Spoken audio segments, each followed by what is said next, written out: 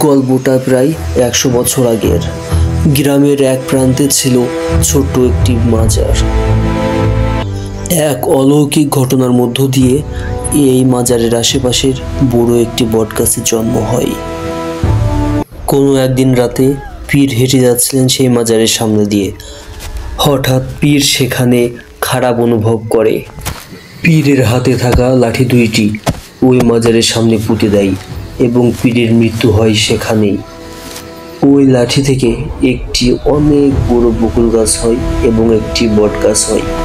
বট গাছটির মূল শিকড় আজও গ্রামবাসী ধরতে পারেনি কোথা থেকে এই বট গাছের মূল শিকড়।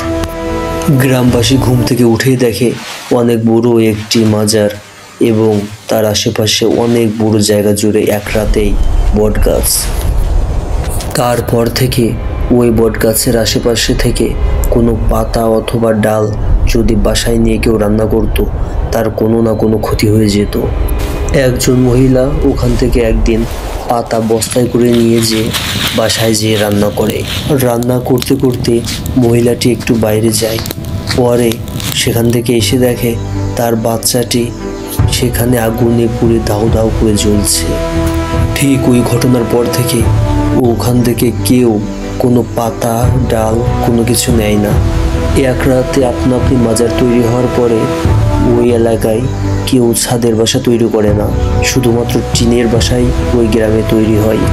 গ্রামের স্থানীয় লোকজন এবং বাইরে থেকে লোকজন এসে সেখানকার মাটি সারা গায়ে দেয়।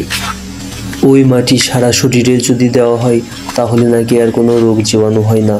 সেখানকার স্থানীয় লোকজন এটাই মনে করে। কোন রহস্য লুকিয়ে আছে এখানকার পিছনে? একটি মাজার, একটি বটগাছ, একটি বকুল গাছ। এই রহস্যর শেষ কোথায়? গ্রামের মানুষের মুখের সব কথা কি আসলেই সত্য? আপনার কি মনে হয় কমেন্টে জানান। এমন বিভিন্ন ঘটনা জানার জন্য সতেজ ভাইয়ার ডায়েরি চ্যানেলটিকে সাবস্ক্রাইব করে রাখুন।